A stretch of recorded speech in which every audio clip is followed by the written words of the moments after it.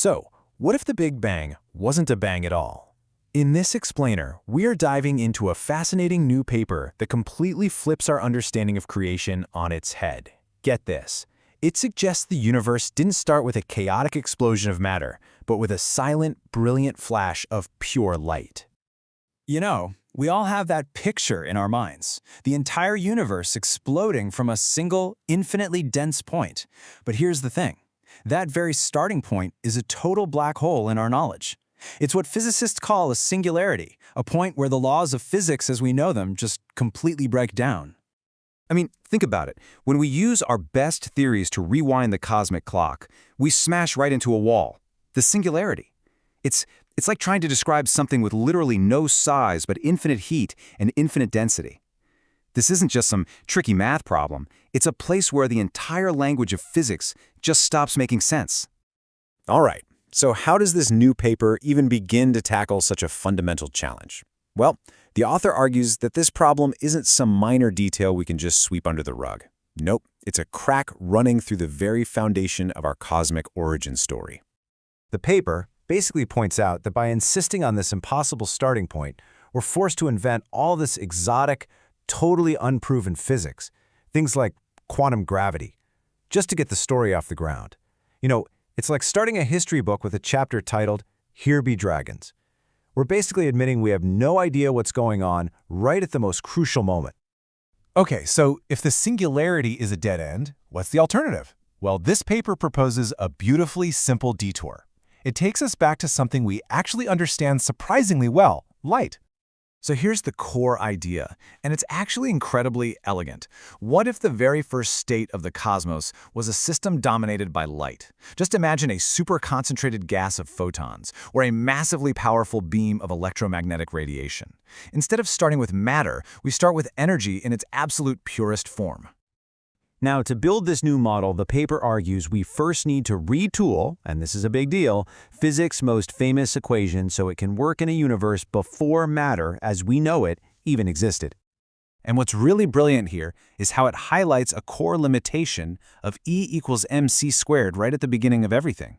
If there are no massive particles yet, then the m for mass is totally meaningless, right? The equation just doesn't apply. It needs a more fundamental basis to stand on.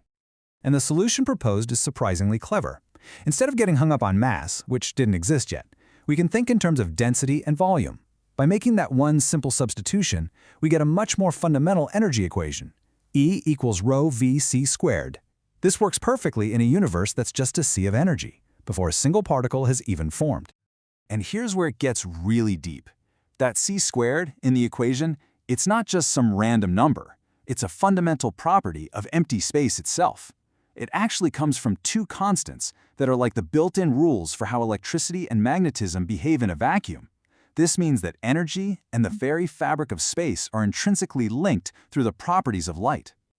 So putting all of that together gives us this new law for the universe's energy. It uses the fundamental operating system of empty space to connect energy directly to time and density. But look really closely at what's not in that equation. No weird quantum stuff, no speculative gravity constants. It's a description of the universe's birth using the physics we already know and trust. So, with this new classical toolkit, we can do something really remarkable. We can put the two origin stories directly head-to-head. On one side, we've got the standard Planck model with its bizarre singularity, and on the other, this new light origin model.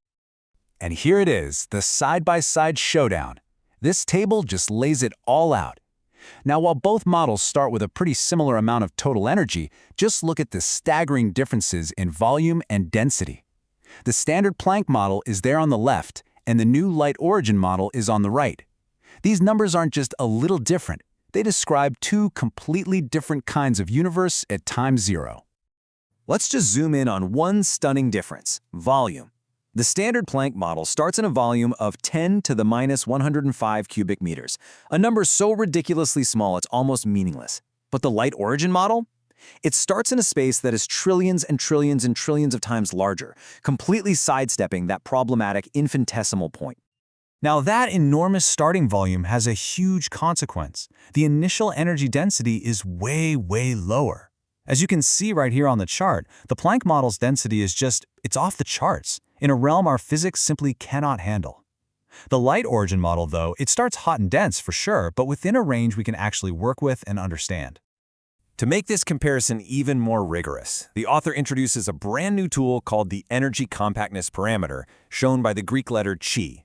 You can think of it as a kind of singularity meter. It's a simple ratio that tells you exactly how close a model is to the breaking point of classical physics.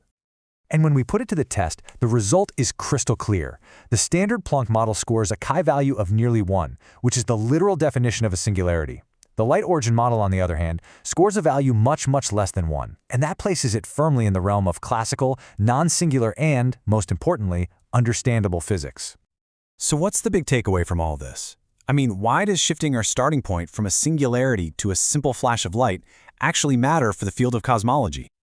Well, this isn't just a different story, it's a whole new toolkit for cosmologists. It provides equations and measurements that are grounded in the physics we already have. This means scientists can make testable predictions about the early universe right now, without having to wait for some far-off theory of everything to finally solve the singularity problem for us.